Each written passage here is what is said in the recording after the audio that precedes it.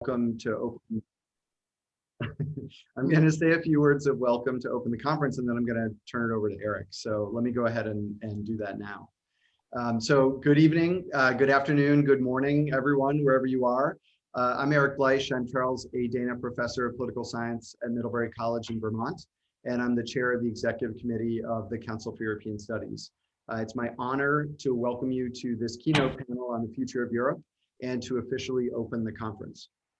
Most of you know that we were scheduled to have our 50th anniversary conference last June in Reykjavik. That didn't happen. This year we're all virtual.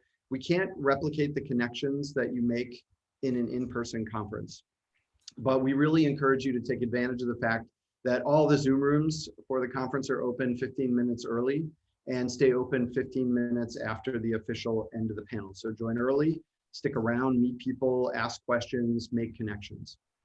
I am extremely happy to announce that we will be meeting in person next year in Lisbon. Our conference theme will be the environment of democracy, and we are going to celebrate when we get back together.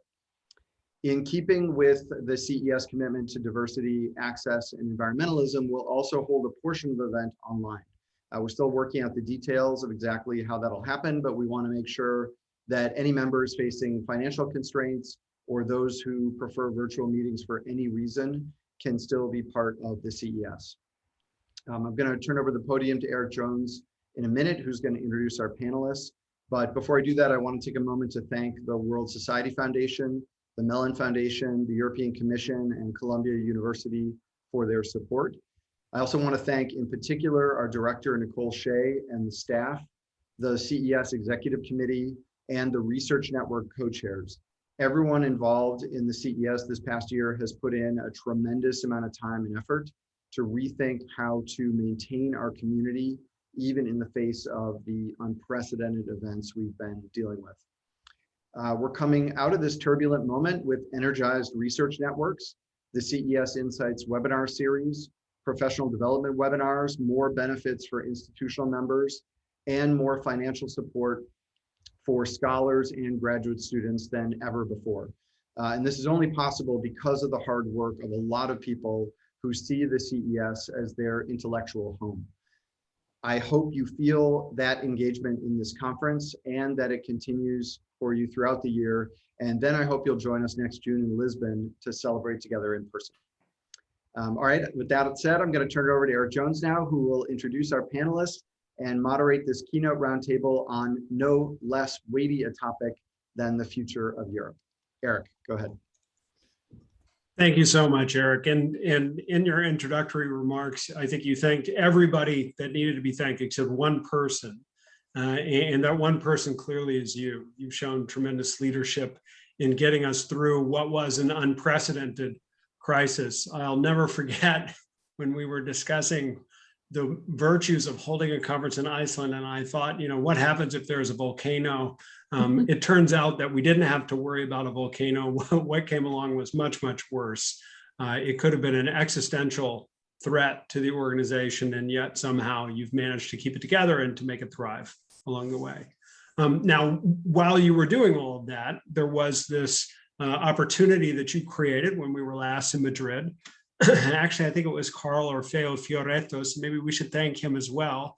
He said, what we really need is a new chair of the publications committee, because we've got this great idea to get everybody to write little essays about the future of European studies. So Eric, would you like to do that? And I guess he was talking to me. I ended up being chair for like that 1 year of that committee's life that was devoted to putting this book together. And now Orfeo's chair again. And I'm like, hey man, what is this? Orfeo Fiorettos gets the Tom Sawyer Award for 2020, 2021.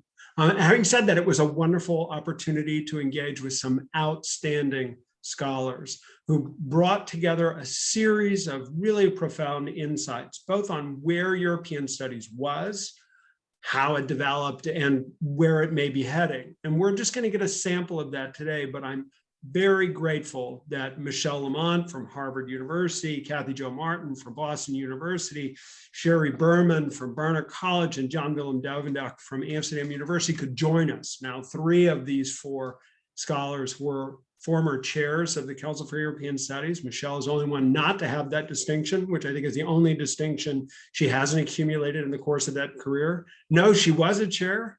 Oh, no. We were very fortunate in that regard.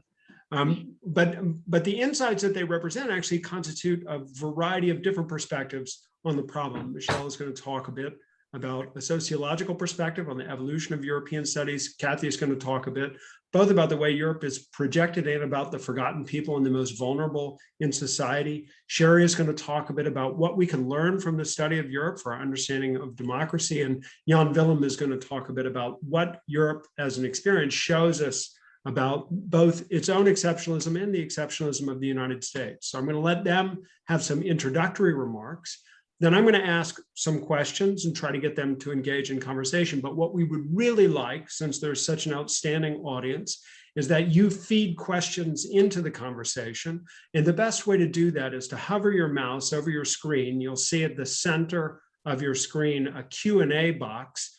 Please only send questions through the Q&A box. And what I'll do is read the questions, try to group them together, and then pass them on to our panelists and get as much engagement as I can.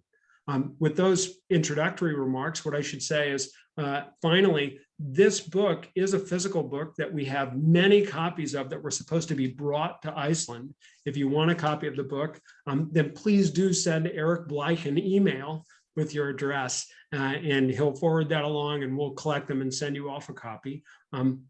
The book has chapters from scholars across the organization, from scholars who represent the whole variety of disciplines that the organization encompasses, and across many different generations of European studies. So I think it would be very well worth your soliciting a copy, and those of you who don't get them, we'll try to bring them to Lisbon next year. Anyway, with those opening remarks, Michelle, please, if you could lead us off, I'd be very grateful. Thank you very much, the two Erics. This is the book that was just being described. I spent part of the morning looking at it, edited by Eric Jones. And it's really a terrific book. The chapter I wrote was, I'm a sociologist of knowledge. So it was bringing up, using the tools of sociology of knowledge to understand how the field has evolved over the last decades. When I started being involved in CES in the early 80s, basically only political science was strongly represented in the association. And of course, people were just starting to read Foucault. There was very, very little reflexivity about the question of what knowledge is produced and how the place that we're producing knowledge from, our voice and our identity as academics, is influencing what we see and what we study. And things have changed enormously over these 40 years. Our institutions that support European studies have changed enormously. Kathy, Jo, and I survived this period when the foundations that were funding European studies at the time have all declared European area studies as a business of the past. And now we're finding ourselves in the midst of major changes in the world of philanthropy, where several leading institutions such as ACLS and Ford that have been supporting the work of Europeanists for years have now decided to put social justice and racial justice and inequality at the center of their agenda, which has a lot of implication for the kind of work that Europeanists are doing, as many of us are studying inequality, racism, nativism, as represented by Jan Willem on this panel. So it is truly an intellectual world that is becoming more and more complex and also far more integrated. Of course, as of 2008, many of us are influenced by the social media in determining who we exchange with intellectually and where we're gathering our information.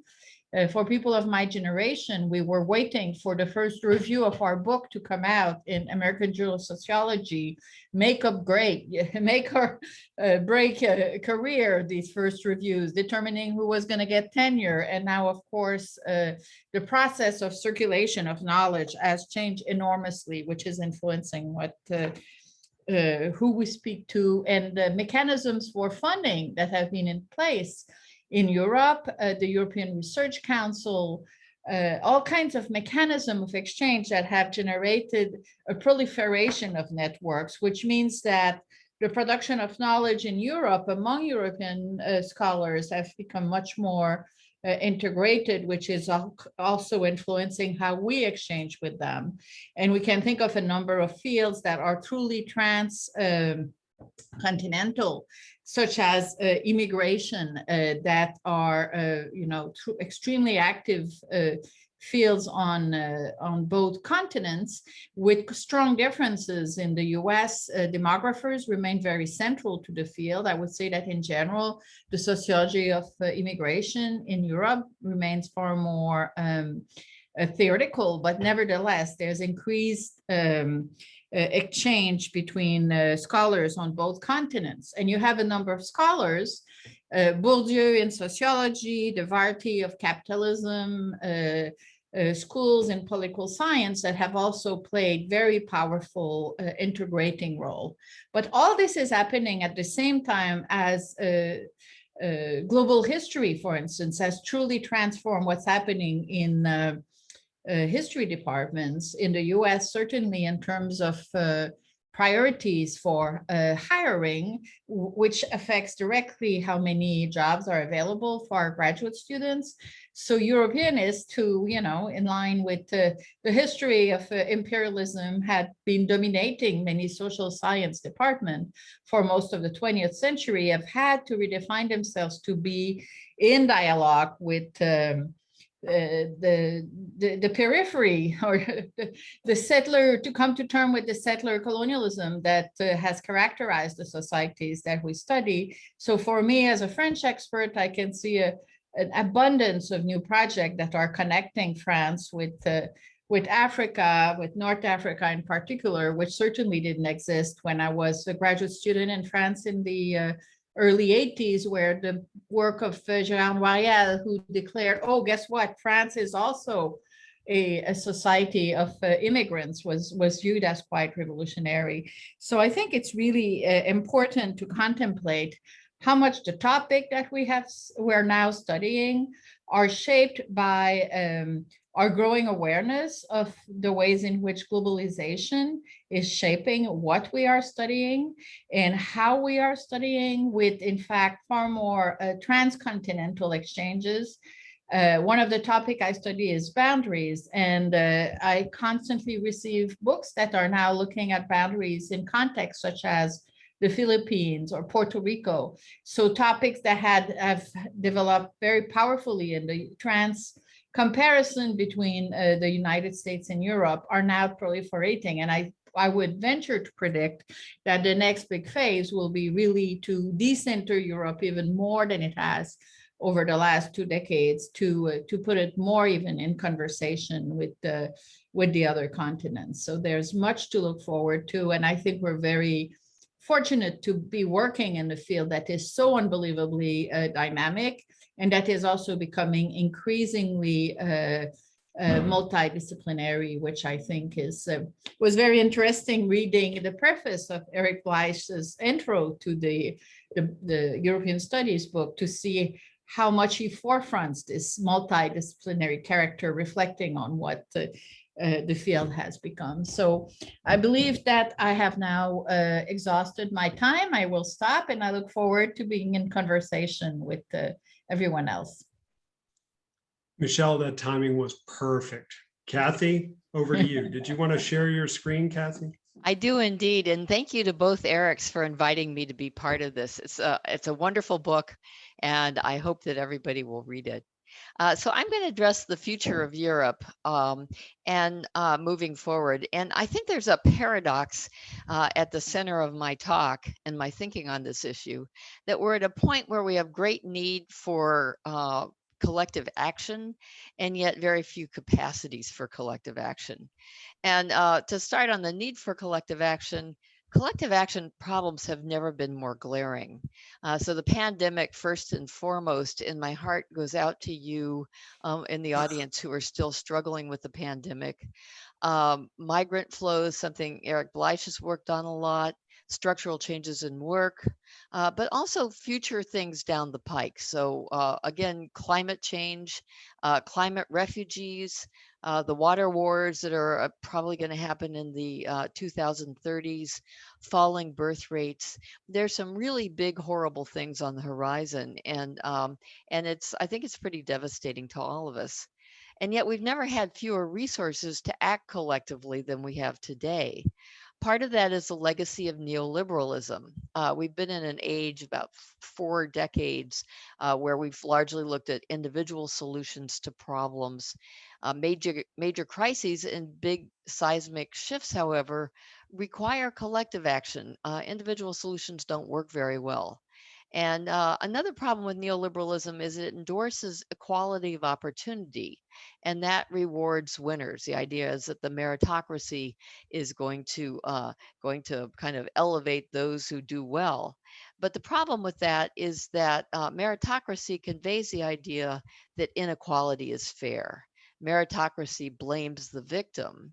And that's why I think you get to the second problem of resources to act collectively, which is that losers in the meritocracy world feel blamed by neoliberalism. And they look to strongmen as substitutes for coordination. There's a big allure of right-wing populism and rising authoritarianism for these people who feel left behind in the world economy. Now, I also think that we have a problem with the crisis of social cohesion and culture wars that are working against coordination. And there are several reasons for the culture wars. One has to do with economics, post-industrial change, monetary crises, something Eric Jones has worked on a lot, the jobless recovery, rising inequality, exclusion of the precariat. There's also a deficit of democracy. Politics is no longer the lingua franca of Europe. EU elite technocrats are too remote. We've heard about this from Juan Diaz Medrano. There's also within country cleavages among ethnic and racial, class, religious cleavages, all sorts of boundaries that are drawn today. Culture, more than materialist factors, seem to be shaping people's political preferences and allegiances along the lines of these cleavages. But finally, it's what I want to talk about, which is that at the heart of the problem facing the EU, I think, is that we have a variety of societies.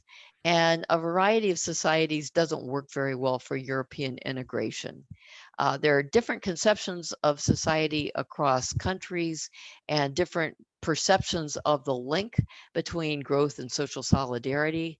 So in Nordic social democratic countries, they're driven by conceptions of organic society. And I think these conceptions of organic society have historically laid the basis for social investment policies, even more than equality. These conceptions of society are really important to why these countries have such high levels of coordination.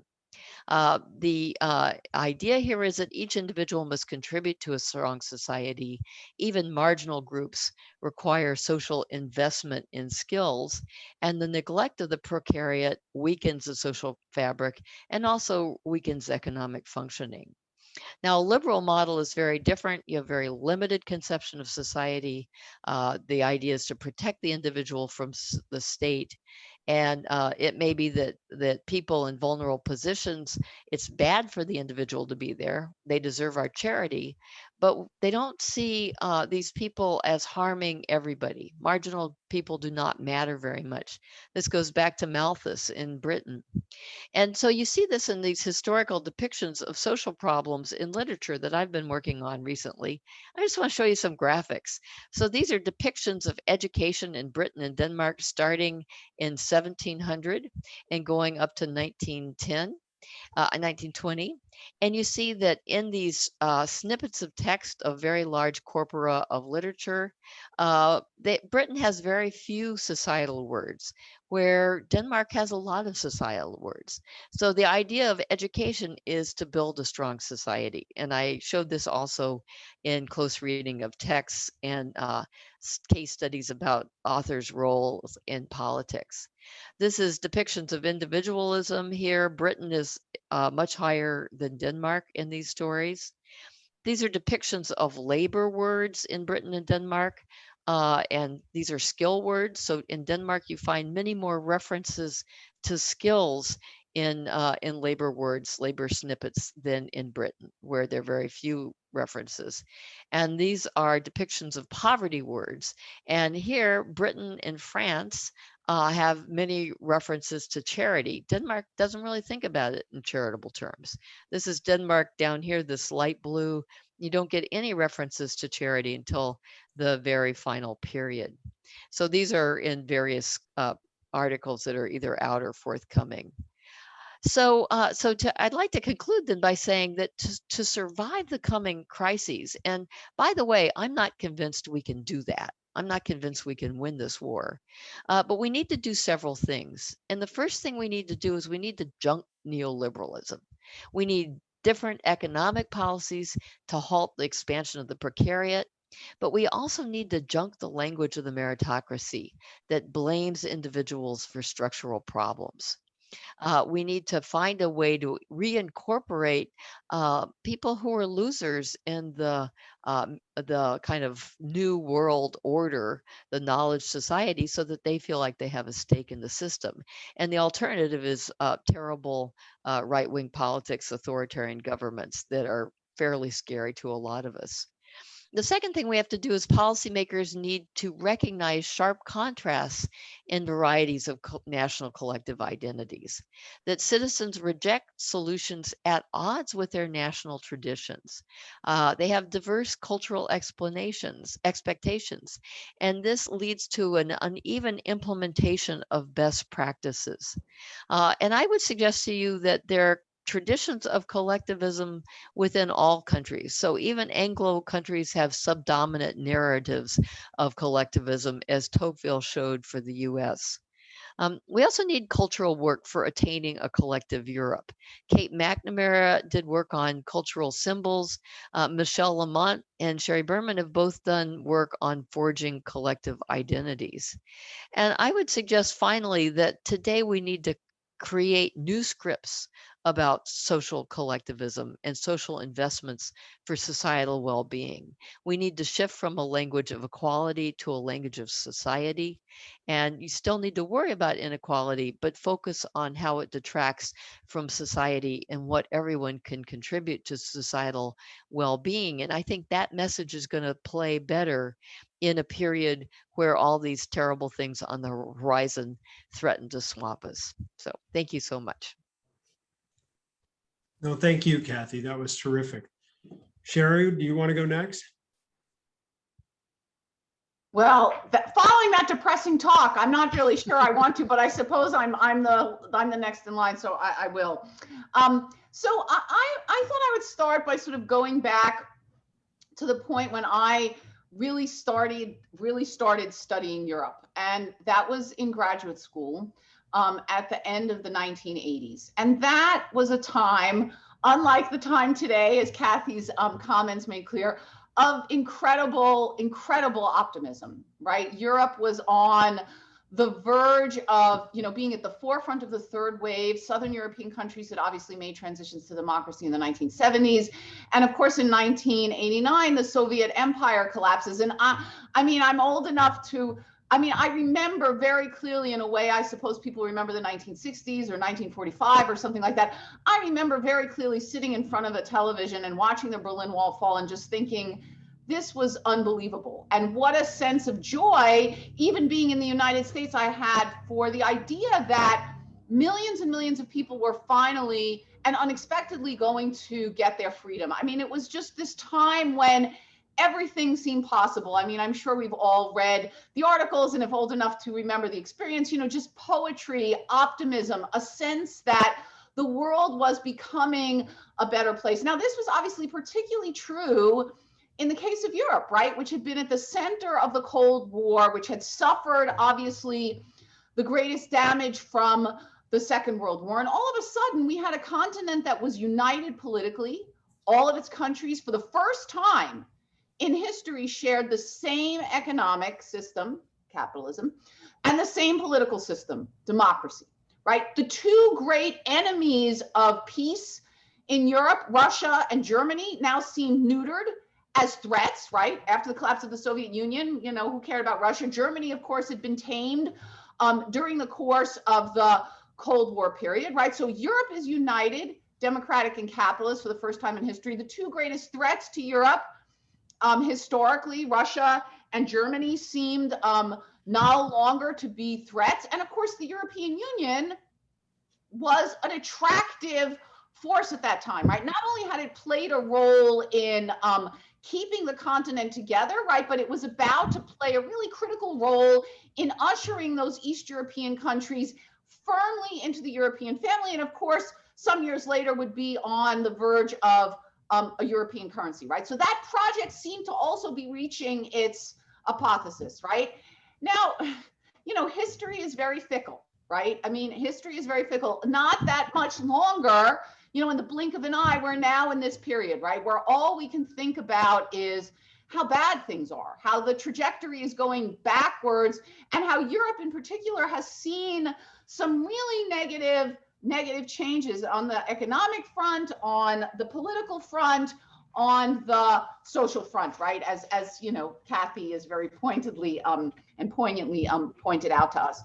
And I think that this is a really, oddly enough, perhaps, or ironically enough, a really great time to be studying Europe. And that's not just because the reality is that the more problems there are, the more interesting life is for academics. I mean, studying Europe in the 1990s was easy and cushy, but frankly, kind of a little boring, which is why I ended up working on the interwar period. I just could not motivate myself to study another European Court of Justice decision.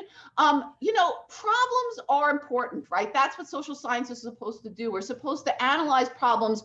We're supposed to try to help understand them.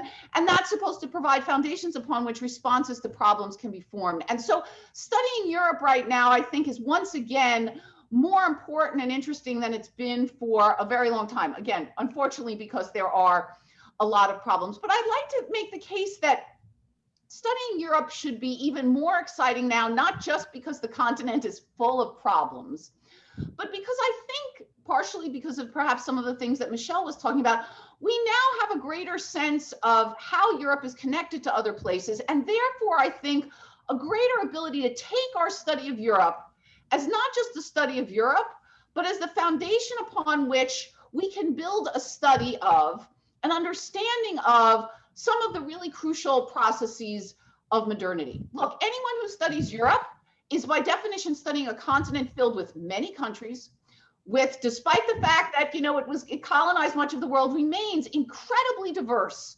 as far as its political background goes, as far as its historical background goes, as far as its cultural background goes. Studying Europe may seem different than, you know, it's distinct from studying Latin America or Asia, but if you study Europe, you are studying a continent filled with incredible diversity. So you are inherently a comparativist, and I think that is a really critical intellectual tool for understanding the rest of the world. Moreover, for better or worse, Europe is the place where modernity was born, right? And the constituent elements of modernity, modern states, modern nations, and democracy, all of those things sort of were founded, not because they didn't exist in bits and pieces elsewhere, but in the modern era, right, began to develop in Europe. And so by looking at Europe, we have an incredible ability to study how these things develop, right? How do states form and how might they be transcended, right? Modern states emerge first in Europe, and the European Union is the first modern attempt to transcend perhaps modern states. National identities also emerge in Europe out of a proliferation of other types of identities, local identities, religious identities.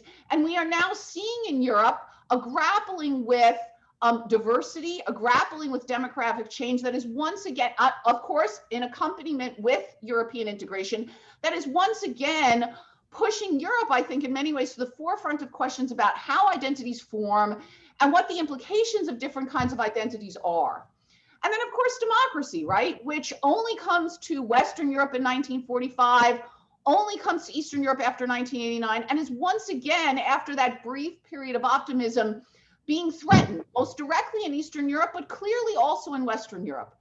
And by studying what's going on in these places, we are not just gaining insights into the European experience, but I think able to gain insights that travel more broadly.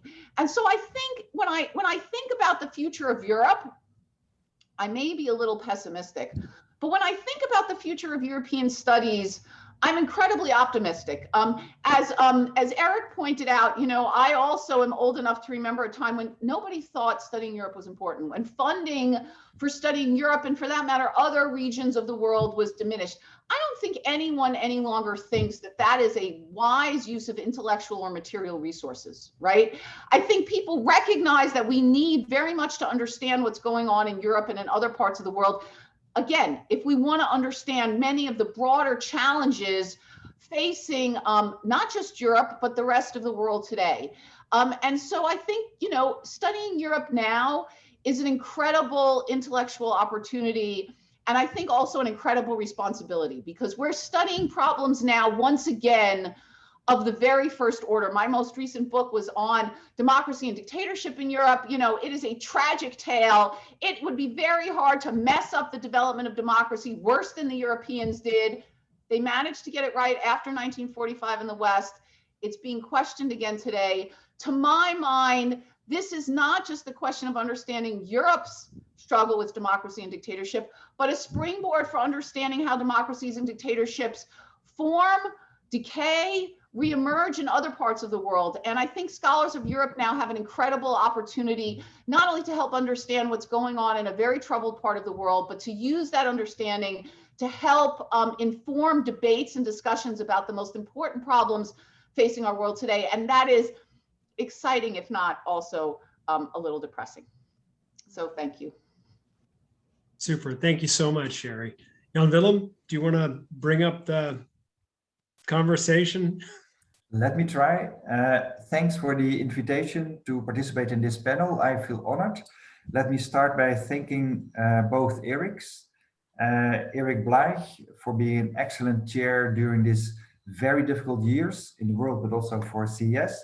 And congrats, Eric Jones, on the book, European Studies Past, Present and Future, hopefully the first in a series of studies published by CES.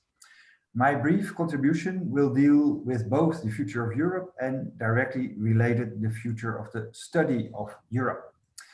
In my contribution to the book, I, not very surprisingly, identify very worrisome developments, like some of the others already did, for the future of Europe, rising Islamophobia, anti-Black racism, and populism.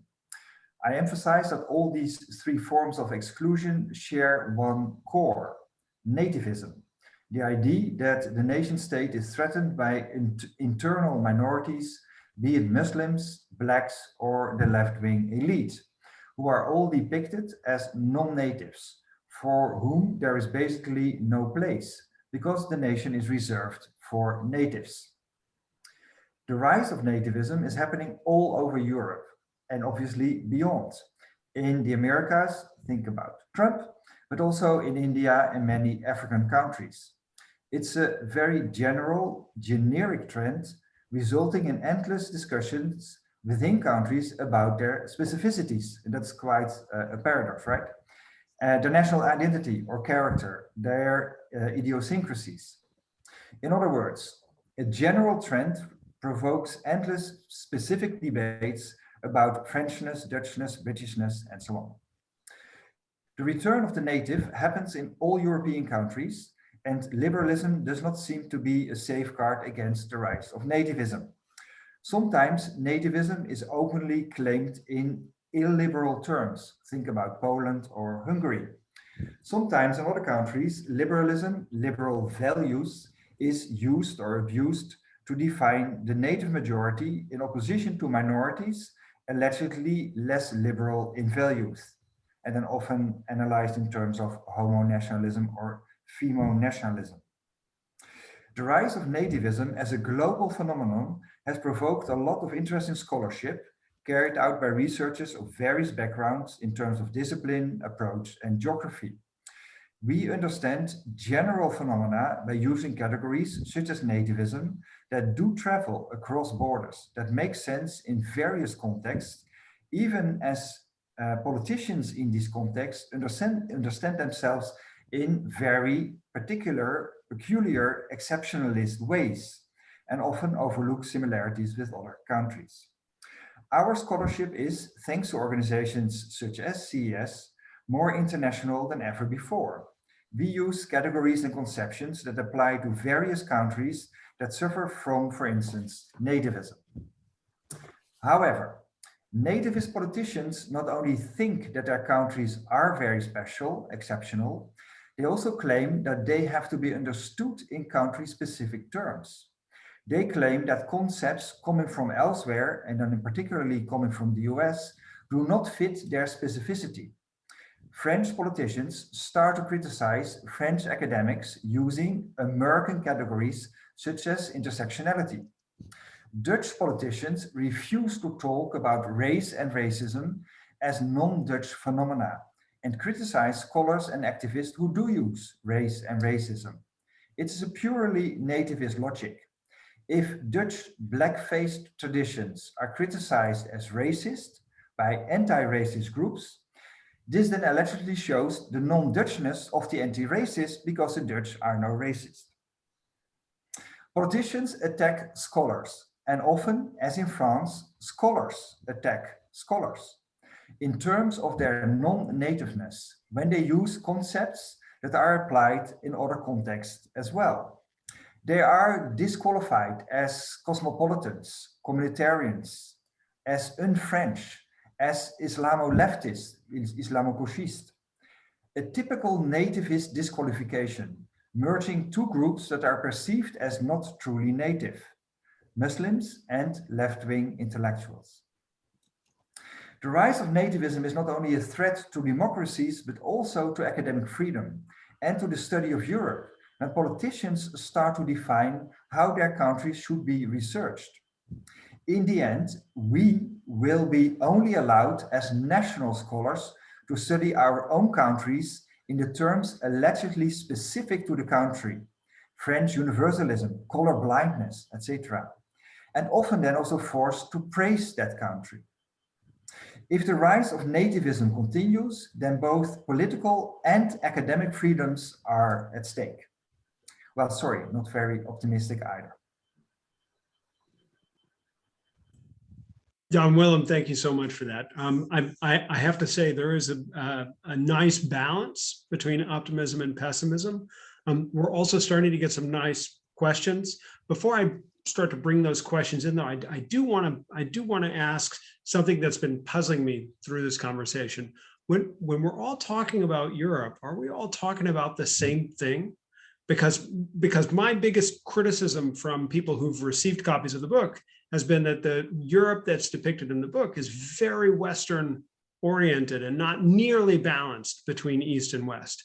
And I'm very happy to accept that criticism, but I wonder if we balanced the notion of Europe in that way, East and West, would you have made the same comments?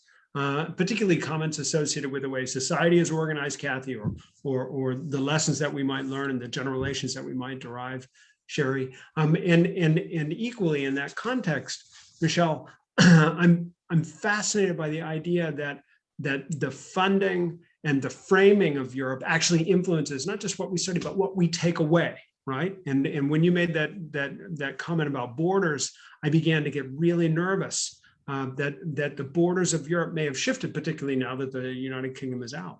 And you, Jan Willem, in the same context, when you bring up the notion of nativism and the Dutch paradox, the Dutch are tolerant of everyone except for people of whom they're intolerant, or people who are intolerant of their tolerance. And then you end up in that weird situation where they can exclude people wholesale. So what I'd like to do is just get the four of you to reflect a little bit on what is this thing, Europe, that we're studying, and how are we supposed to hold it still for us to keep studying it over the course of so many decades. Michelle, would you mind starting, and we'll go in the order, and then I'll begin collecting the Q&A and bring those into the conversation. Yes, to me, from where I stand, it's very, very clear that the funding that is made available to the social sciences in Switzerland, Germany, Scandinavia, and to a great extent, I think also the UK, means that those are the countries that are by far the most studied and by far the most present in the US. They are the countries where more scholars get money to come to spend time here. An enormous uneven development in the production of knowledge and the kind of comparisons that we make and not make, to go back to Sherry's point. So this infrastructure and also the role of the nonprofit, which we take for granted in the American context, but is virtually non-existent in France, for instance. Germany has been extremely proactive in creating all kinds of funding schemes that are state supported, but also foundation supported, that are enormously powerful. If I look at who is coming to spend time at Harvard, the Germans outweigh any other group by a very, very long shot. So this is something I think that we have to keep in mind as we're thinking about also the non-elite recruitment. I know that a lot of the Turkish scholars who come tend to come from very, very elite background, which means that there are questions that don't get to be asked when it comes to the elite, the Turkish underclass.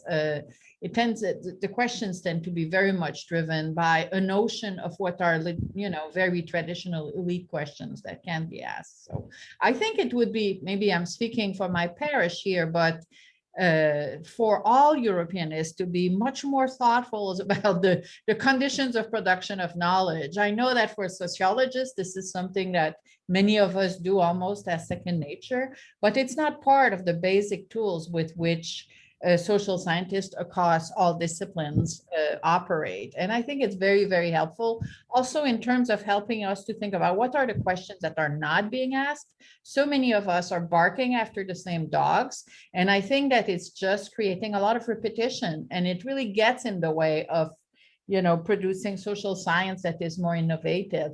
So being more aware of what are the blind spots in the questions we ask and which one are really being overstudied and where there is not enough theory building. That's one of my pet peeves. There's a lot of things that gets repeated and reinvented in 100 different versions, as opposed to us really trying to identify what is truly new, what has not been said. How does, for instance, I'm going to say one more thing and then stop. I know of a Colombian scholar who's studying what happened in a state where, in the context where there's no state capacity, because in Colombia, the state is extremely weak. They're not capable of keeping control on the territory. And it makes a huge difference in terms of societal dynamic that we totally take for granted when you study the North American or the European context. So that's where thinking about social contexts that have features that are absent in the context of our advanced industrial society is just extremely generative, and I think will be a path for future research that will be super helpful. Michelle, I love that point you make about state capacity. One thing I would suggest is Alma Jeftik has a very good chapter in the book on the situation in Bosnia, where state capacity has diminished significantly. And you're absolutely right. The conditions of governance there are radically different as a consequence. Anyway, Kathy, do you want to bring in that societal dimension for us, please? Sure, absolutely, Eric. Thank you so much for asking that question, because I think you definitely need to look across Europe, East and West, and the Mediterranean region. But in some ways, when you look at the larger set of countries, it just reinforces what I think I was saying, that collective action problems and problems of arriving at a shared cultural, collective social identity it exists in the East just as much, if not more so, than it does in the West. That you have a kind of core periphery dynamics at play, whose image of social identity is being accepted. And Eric, you've done some work on your own with the whole narrative after the sudden stop, in which you suggest that the Mediterranean countries are being blamed. There's a real blaming the victim. And so there's a question about whose narrative is dominant, and recognizing that all narratives aren't the same, and that we should have respect for all countries' images and cultural depictions, and trying to figure out what are the common threads there, recognizing that there are these power dynamics behind it. So I'm even getting more pessimistic. Gary? So let me start with the first part of that question. I mean, one of the many interesting things about studying Europe, of course, is that understandings of what Europe is has changed over time. I mean, the most obvious and recent one is the one that I began by talking about, right? Which is, when I was in college, Europe really didn't mean Eastern Europe, right? That was a separate field of study, right? It was subsumed either under Soviet studies or communist studies, but you would never study East European countries in conjunction with West European ones for obvious reasons, right? After 1989, Europe's borders expanded intellectually, in that now we consider Southeastern Europe, we consider Eastern Europe clearly part of Europe. And now the debates about, whether or not we should include places like Russia or Turkey in that. So, I mean, our conceptions of what Europe is has changed over time. That is, of course, historically also been the case. But I want to step back and say, look, one of the really big advantages, and I want to emphasize this, of being a European is look, I study mostly Western Europe, but if I want to know something about democracy, if I want to talk with any legitimacy about topics like, again, democracy, political parties, the left, I need to know something about Eastern Europe, right? And Eastern Europe is so dramatically different, despite its superficial similarities, from Western Europe. I mean, look, so Michelle talked about colonialism. Look, there's very few parts of the world that have suffered through more brutal forms of colonialism than Eastern Europe. Nazi Germany and then the Soviet Empire, right? These are places that also, like the countries that most people study when they talk about colonialism, right, only became independent countries after 1918. Their borders were completely arbitrary. They did not correspond to the wishes of the people who live within them. They were independent for about 5 minutes before they were again recolonized by the Nazis and then the Soviets, right? And also today, if you look at East European countries, they have what you would call, if you were, au courant and we're studying Latin America, something like that, they have clearly dependent economies, right? So you call this, sort of dependent development if you study Latin America. What the hell do you have in Eastern Europe, right? These economies are dominated by Western corporations. They are crony capitalism. I mean, look, Europe has it all, right? And so, when you talk about Europe, are you talking about something that now seems to have something resembling cohesive borders? Maybe. But are you talking about something that is a West, in the sense that it can be compared in some holistic, simple way with whatever, other parts of the world? Absolutely not.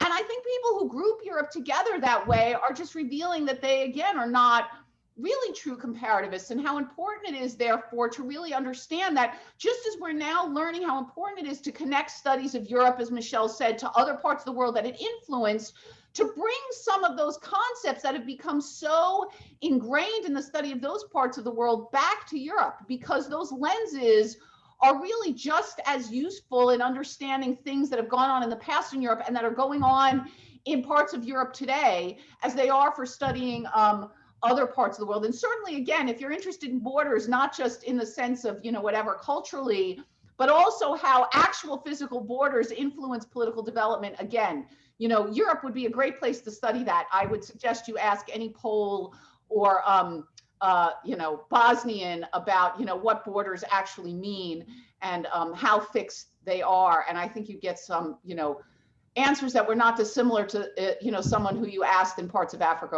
or Latin America.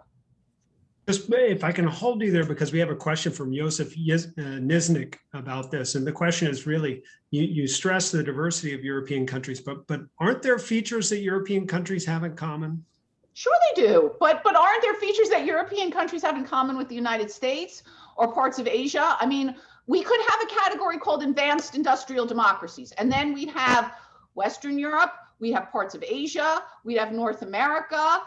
You know, it really depends. Sure, I'm not trying to say that, you know, Europe doesn't have any unifying features. It obviously does, in addition to it being a sort of a region that we can identify on a map. But I also think it's important for us to recognize, again, the value of learning from the diversity that is Europe. I think it gives us a better understanding, not just of Europe, but of other parts of the world as well. But sure, that's a totally reasonable question, and I agree that, you know, one doesn't want to err on too much on either side of that line. Thank you so much, Jan Willem. I want to bring you in, but if I can get you to just address one question by Myra Ferry along the way, which is, when we focus on identity or cultural politics, aren't we actually focusing on material conditions as well? Is there a way to separate nativism as a cultural phenomenon from nativism as a material phenomenon? Well, that is a huge question, actually, but I will try to touch upon that as well. And we all understand what are some of the implications of the question, I guess. But let me first start with your question, like, what Europe are we studying? And I have to say that really depends, like, from which angle and which discipline you're studying Europe. I mean, when I look at studies that are dealing with questions of racism, populism, Islamophobia, they also deal with a lot of developments in Central and Eastern Europe, right? So I actually think that there is really great scholarship out there for a very terrible reason, that those developments happen in those countries as well. Obviously, the content of what it is that countries are supposedly proud on, or what colors their national identity, might be very, very different, but the logic is very much the same. It's as I said, the rise of nativism. And that's perhaps linked to Mira's question about what then is causing the rise of nativism, which is a huge question. I just finished a book on the rise of nativism. I do think, yes, sure, there are material conditions that explain, that are necessary conditions that happen everywhere, that influence countries everywhere, like migration, like the neoliberal, the financial crisis, and things like that. But I'm not convinced at all, after a lot of reading, that actually necessarily explains, right? It's a sufficient condition, but it does not explain why in some countries there's far more development of the far right and nativism than in other countries, even though in almost all countries we do see a rise of nativist positions, but there are quite interesting and promising differences among countries. I mean, to think about that, and there I think that not so much material conditions play a big role, but far more political powers, the positioning of political parties and so on. So it's far more about the discursive level, let's say. So a lot of similarities across Europe, which makes it, again, something that really backs for comparative research. Obviously, it's an empirical question to what extent it's true what Katie Jo seems to claim, that actually the differences now are bigger, if I understood you well, among the European countries than in the past. I'm not convinced of that, actually, but that's an empirical question, and it depends perhaps at what you are analyzing. But I think it's very interesting to look at what's happening in Europe in a comparative way. And then let me finish with one more observation, that actually, when my limited perspective is there a rise of nativism, the two countries of Katie Jo, Britain and Denmark, there are so many similarities. I mean, the Danish people may stand out for some of the things you mentioned, but the Danish are the worst nativist of Europe. I mean, they are terribly exclusionary. I mean, that's not quite true. This Islamophobia in Denmark is really horrific, right? In a very progressive way. So it looks very much like the Netherlands, which also is a progressive country and mobilizes progressive values to push those who are not considered to be progressive people out. Last remark, indeed, very important development that when we do the comparative research, is not just the Europeans, not just the Americans and the Europeans, but let's indeed think about how we can globalize the study of Europe in order to make the empirical study of what's happening in various European countries even more interesting. All right, Kathy, get him. So if I could just respond, no, I'm not saying that the differences are stronger today than they were. I think that they're really different, strong differences that go back to the 18th and 19th centuries in terms of how they conceptualize society, and that has a big impact on how they conceptualize social problems. So you're right, Denmark and Britain both have strong nativism. I'm not sure I'd say Denmark is worse in terms of public opinion, but it definitely, the party structure makes it easier for the far right to have more impacts. And I think that's the thing. But it's also interesting to look at varieties of nativism. And so Denmark, they have welfare chauvinism. It's not like Donald Trump. God forbid I should mention his name. It's not like this neoliberal, like, let's hate people, let's hate the state, because they want the welfare state for native born citizens. And so that's where you see these differences coming in that I think are so important, that how people perceive and describe and depict social problems are deeply influenced by these basic scripts, these cultural scripts about society, the individual in society, social classes, expectations of cooperation and coordination, and the state. And I can kind of show these differences in these these corpora of literature that go way back. And I think that's a problem for addressing collective solutions. So this actually raises a really important point that I want to bring Michelle in on. Michelle talked about the conditions for the production of knowledge and the idea of these basic scripts. So the fact that the British studied Europe and threw a lot more money at studying Europe than other countries, did that really help British attitudes toward the European project? Similarly, and this is the reason I'm asking, Jan Kubik says, okay, there are all these people from the former Soviet bloc. They're not studying Europe and they're beginning to resent Europe. Would studying Europe more make them like it any better? I'm not quite sure that's the case. So Michelle, what is the relationship between the production, the conditions for the production of knowledge and these attitudes toward or affection for this thing we call Europe? This is such a good question, Eric. What we know is that in general, the population does not like to receive information.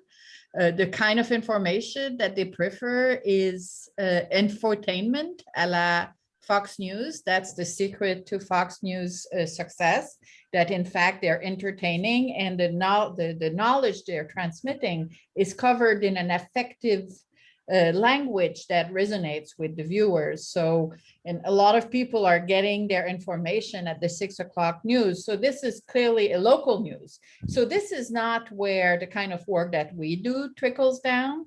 On the other hand, the role of experts in creating the templates through which we talk about society, like for instance, the phrase "imagine community" is now present in, there's a brilliant paper co-authored by Tim Hallett and Michael Sauter that came out in American Journal of Sociology last year.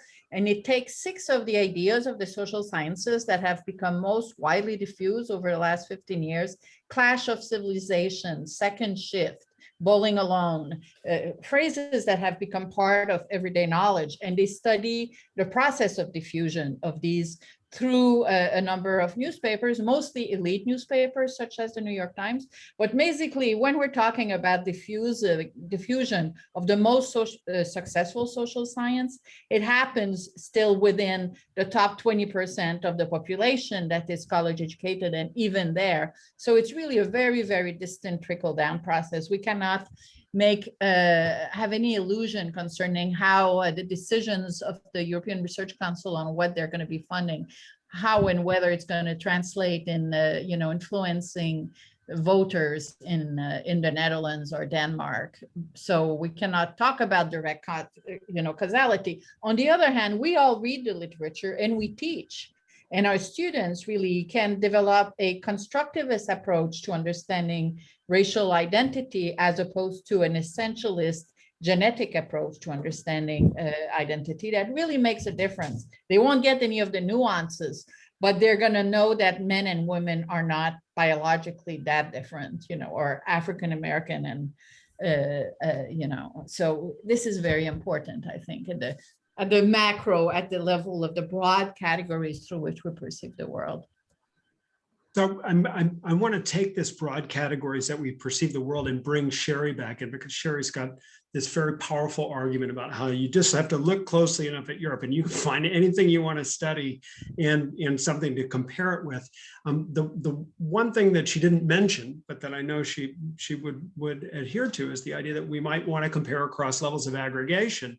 And Drew Flanagan has this really interesting question about when we look at Europe as a project and begin to try to interpret what it is as a project. Is it an empire? Is it a federation?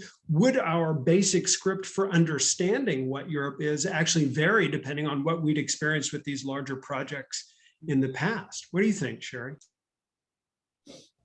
So, I mean, look, the European Union is, I think, sui generis in the sense that you can compare it to, and there's a huge literature, as I'm sure the person who asked the question knows, about trying to think of whether conceptualizing the EU as an empire, as a nation state in formation, as a multilateral organization. I mean, everyone on this panel knows that that literature is huge. I mean, I think it's obviously something that's in formation, but what it does represent, which is so intellectually and historically interesting, really is an attempt, whether it will succeed or fail is unclear, to really move beyond what this modern state has looked like for several hundred years. There has already been a clear transmission of power from the national to the regional level. And the question is that a status quo position? Is that a equilibrium position, right? Or will we see further forward movement, as many supporters of Europe in the past and the present hope? So, I mean, look, I teach my students that debate, you know, is Europe an empire? Is Europe a nation state in formation? But the reality is that we don't know. And so studying that really does give us an opportunity not only to look back on what modern states actually were and what their essential features were, but, you know, what might replace states, which are something, you know, modern nation states, which are something that have come into criticism, you know, by several members of the cognoscenti and, you know, other, you know, roving elites. So I don't know what the answer to that question is, but I do know it's an interesting and important question to ask.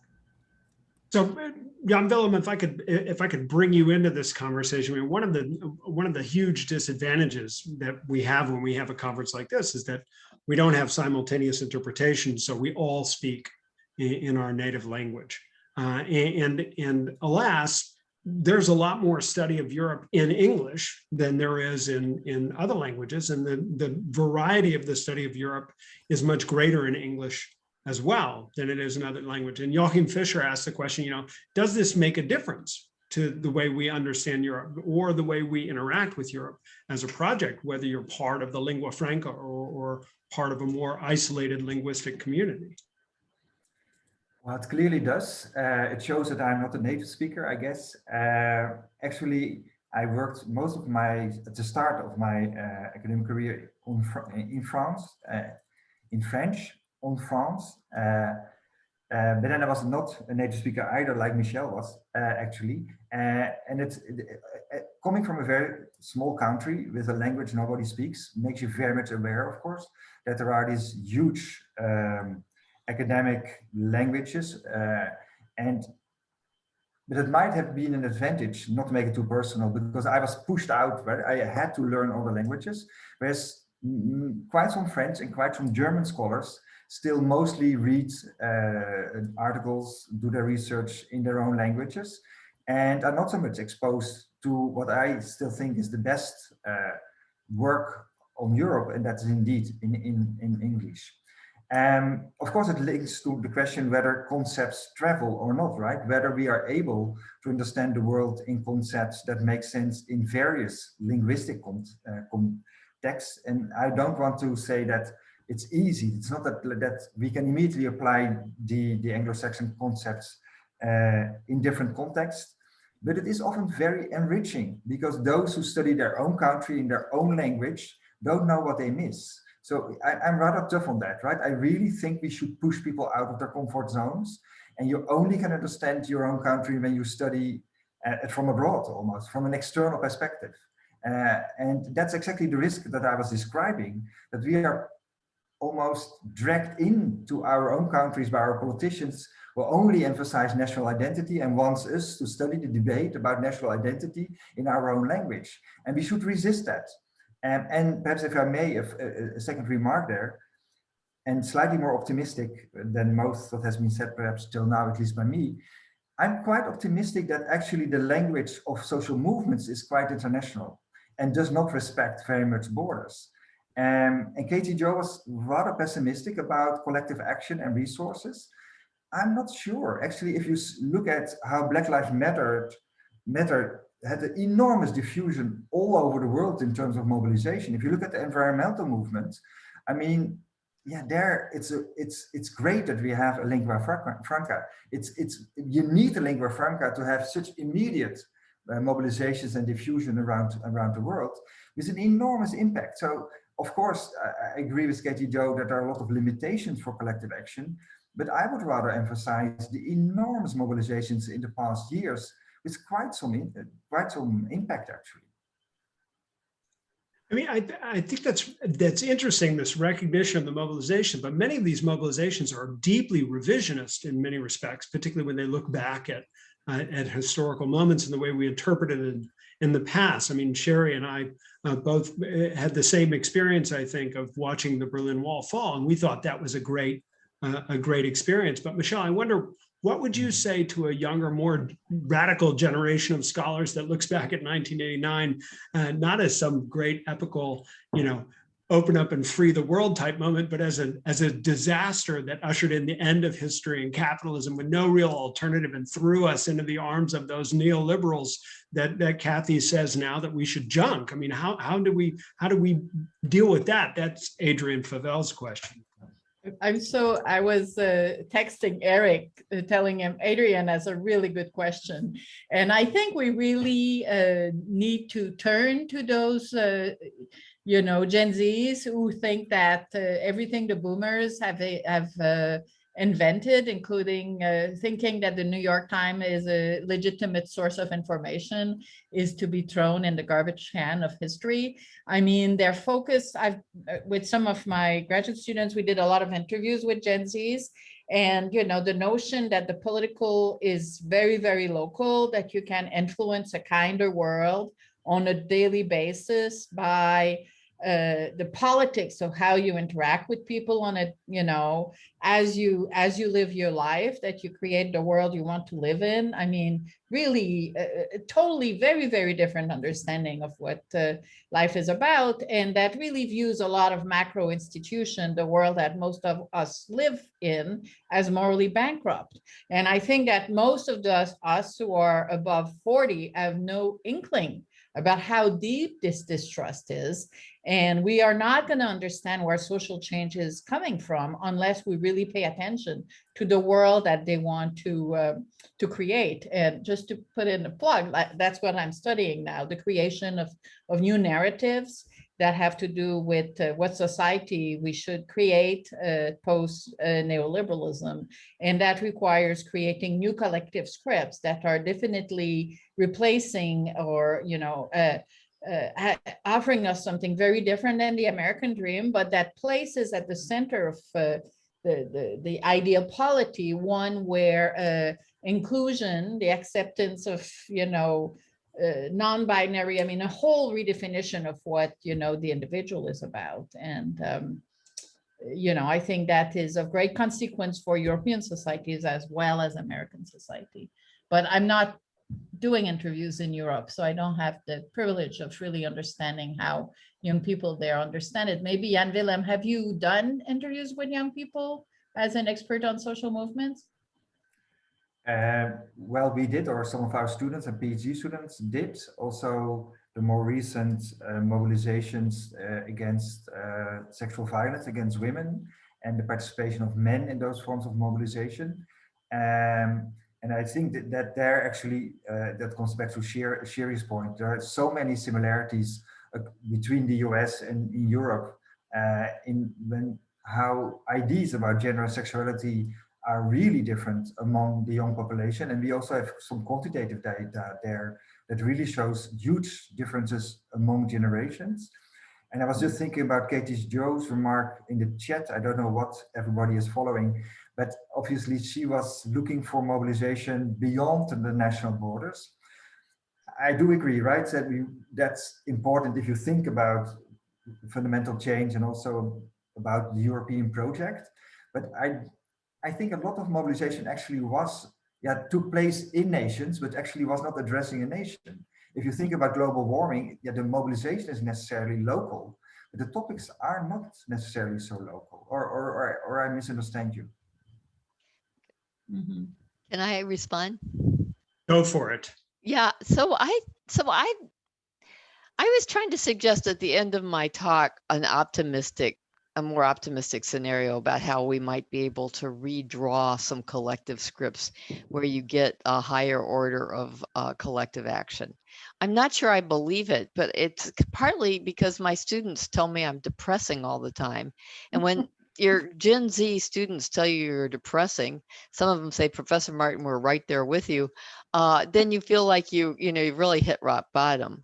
I think that these collectivist scripts are great if you can pull them off. I'm not convinced you can pull them off. And in the United States, for example, I mean, we have deep histories of institutional racism. And I'm not sure there was ever a collective social identity in the US because the racial narrative was always with us from the very beginning.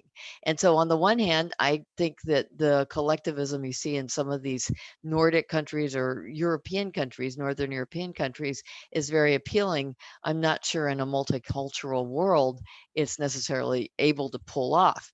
But I don't see, I mean, I also feel really distressed about the need for collective action because otherwise we're just going to disintegrate in these, kind of post-apocalyptic movie scripts, where people are surviving on an island in the middle of the ocean fighting over water. And that doesn't sound very appealing either. So while Kathy is dreaming of living in the world of children of men, I think what we might do is push a little bit to think about what all this pessimism means about Europe's future. I mean, I was struck by Sherry's comments to optimism for European studies, and I guess Sherry, if I could tease that out a little bit. With a question that Kim Shepley is asking, and her question is, well, look, I mean, there have been all these crises, but somehow we surmounted them in the past, and there's this idea that we move forward through crisis in a European context, but that doesn't seem to be working so good this time around. I mean, is it possible that we've met the European institutions have met their crisis match, so to speak, and that European integration is not going to be as successful, and we'll be studying a very different Europe in the near future? So, I mean, that's a great question. And Kim knows the European cases as well as anyone. I mean, I think the way I would approach this question is in a very Huntingtonian fashion, right? And that's the Huntington of political order, right? Which is that, the way to think about what the crisis is going to do, is it going to strengthen or weaken, depends on a match between, or the relationship between the level of challenge and the strength of institutions. And I think, crises or challenges tend to strengthen institutions and countries when, the institutions have the capacity to deal with that challenge, right? So, as Huntington pointed out, the same challenge in a country with weak institutions can be overwhelming. It can be a source of disorder. It can be a source of even violence.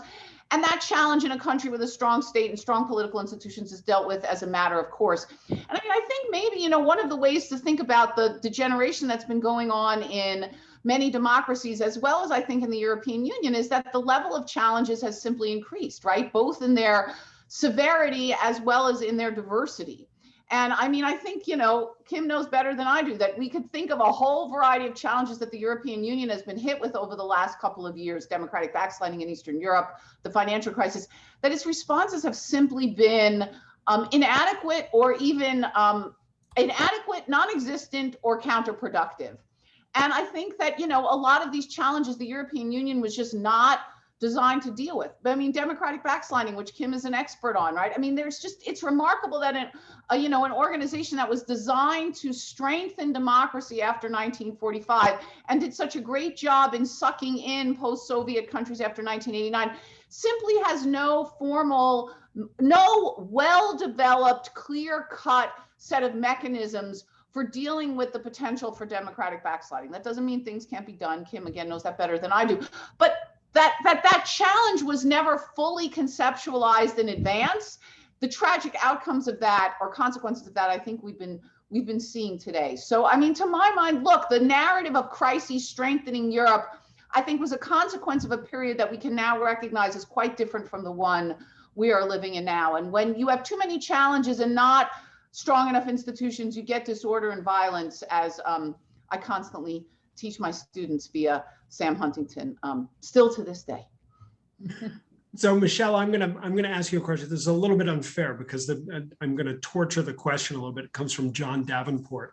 If we buy the story that Sherry has just told us, and I don't see any reason why we wouldn't, does democratic backsliding within Europe increase the probability that European democracies are going to begin to identify more closely with democracies outside of Europe than they do with other European countries? Do you see that coming about, or do we expect Europe to sort of dissolve as a project without being replaced by some other federation of democratic or like-minded political institutions?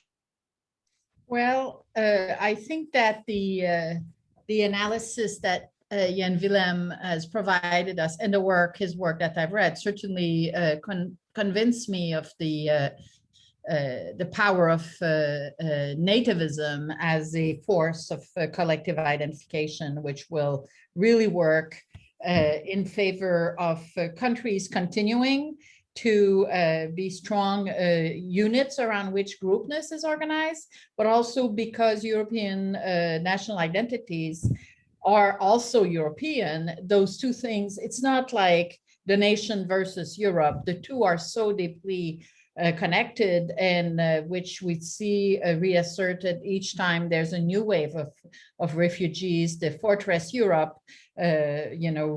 reconstitute itself and protects itself against, refugees from everywhere the anti-Muslim feelings being rekindled.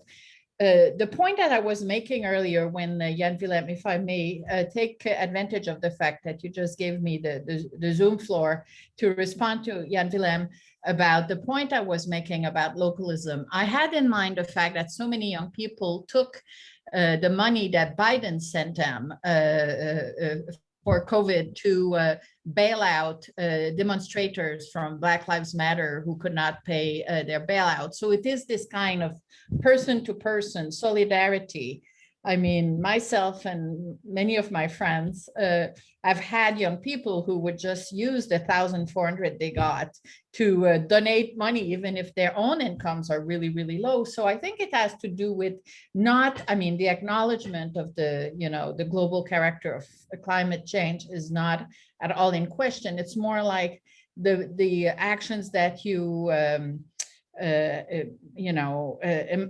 carry on a daily basis is a message about what society you want to live in, which has a lot of ramification. And I think in terms of diversity and also in terms of solidarity with groups that are viewed as claiming recognition, but that can very well be also the Trumpians. I think we have to recognize that recognition is claimed by the nativist as well as it is by the anti-binary pro-LGBTQ. I think we have to give equal weight to both forms of recognition claim, which is extremely difficult for progressive academics.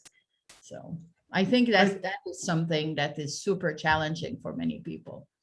I think you're right, Michelle, and this is where I want to come back to that conversation that Jan Willem and Kathy had earlier. I mean, that Nicole Dewar has this question about right-wing movements and simplified narratives of nationalism, but really, in many respects, those narratives are about person-to-person solidarity and about what you do in times of hardship, who you're going to help. And so, Kathy Jo, if we're going to get rid of neoliberalism and embrace these more collectivist identities, don't we sort of crab walk into Jan Willem's nativism, even if we're Denmark?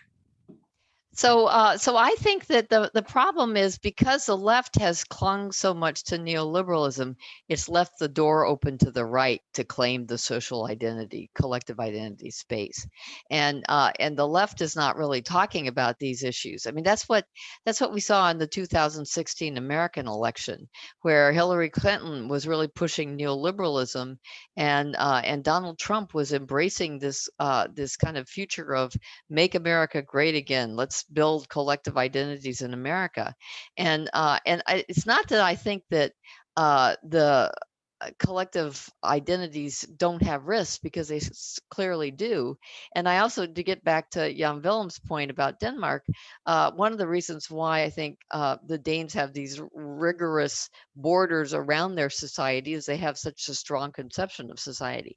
So that's a risk. And so what would be great for me is something that Jasmin Soysel suggested many years ago, which was to collect a kind of human rights, that an international human rights accord that recognized kind of all of our like participation in this broader world.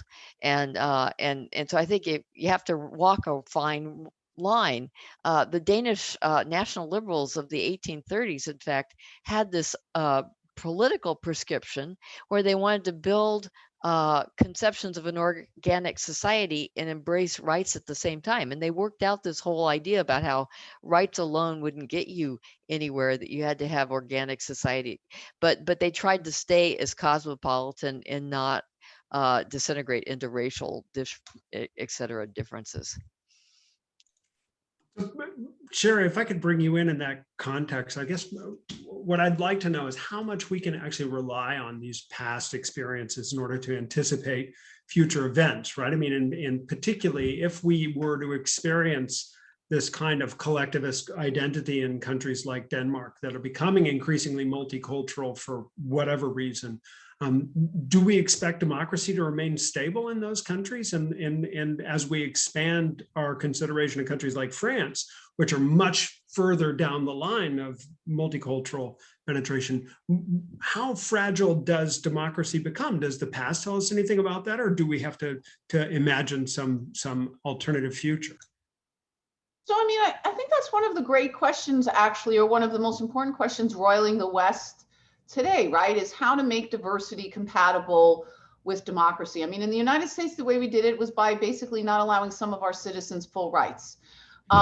In parts of Northern Europe, the parts that Kathy, Joe, and I, for instance, study, these were remarkably homogenous countries until, you know, a generation ago. When I went to Sweden in 1987, I stuck out like a sore thumb. And that's, you know, whatever. Today, that would not be the case. Today, when I walk around in Stockholm, it's at least as diverse as New York. Now, that is an unbelievable change in the course of a generation. And anyone who poo-poos that and just calls people racist because in the course of a generation, their societies have changed dramatically, I think is really missing a very, very, very serious challenge here. You know, look, I think all of us are very fortunate. We are highly educated. We speak different languages, some better than others. I'm saying myself, my language skills are pretty, you know, pretty bad in comparison to others on the panel. We have traveled, we have lived in other places.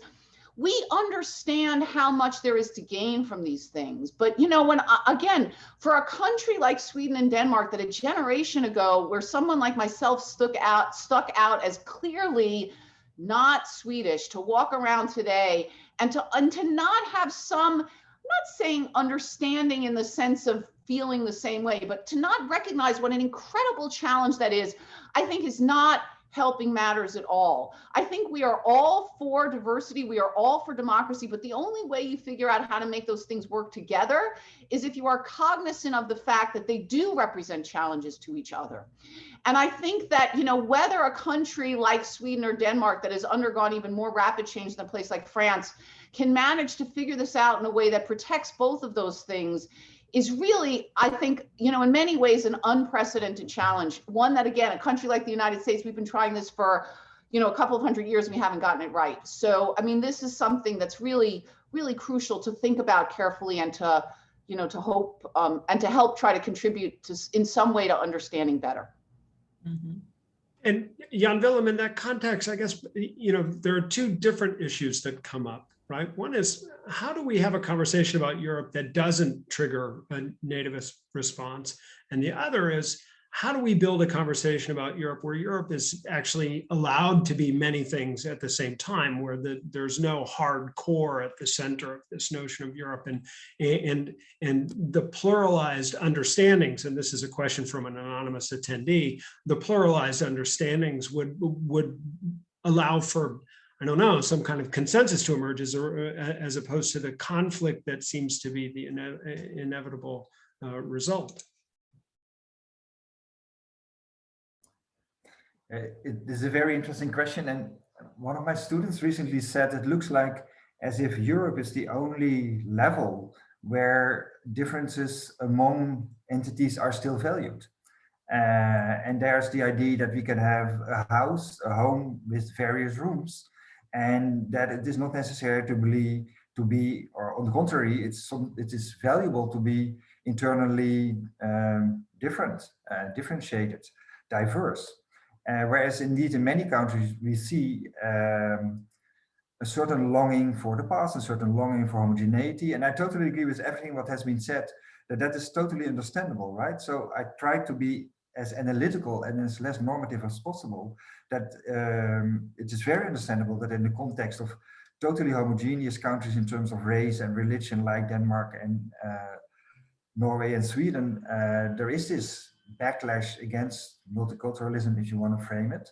But at the same time, I think it raises very difficult questions also for scholars and progressive scholars, that in countries that are so rich and where the welfare state is so developed, exclusionary tendencies tend to be rather strong. And we all acknowledge, of course, that if you think in terms of citizenship, that social citizenship was always also about emotional attachments. Otherwise, you didn't want to pay taxes for each other, right? So there was something about that you would care for each other.